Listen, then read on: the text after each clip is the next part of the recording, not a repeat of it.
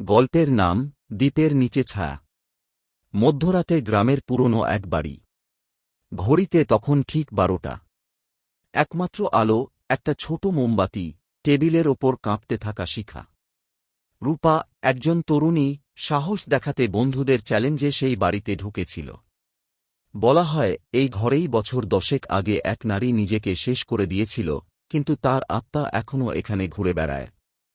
রূপা টেবিলের সামনে বসে মোমবাতি জ্বালাল, মুখে হাসি, কিন্তু চোখে অজানা ভয়। সে ঠিক করল, আমি ভয় পাই না। তখনই বাতাস থেমে গেল। মোমবাতির শিখা এক মুহূর্তে নিস্তব্ধ হয়ে স্থির হল। টেবিলের অপর পাশে অন্ধকার ঘন হতে লাগল। হঠাৎ অন্ধকারের ভেতর থেকে দুটি উজ্জ্বল চোখ জ্বলজ্বল করে উঠল।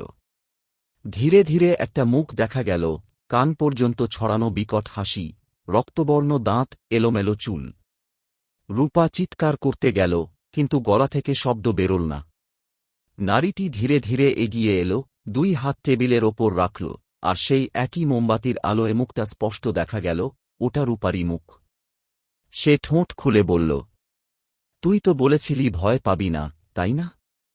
এখন তোর পালা। মোমবাতি নিভে গেল। ঘরটা নিস্তব্ধ।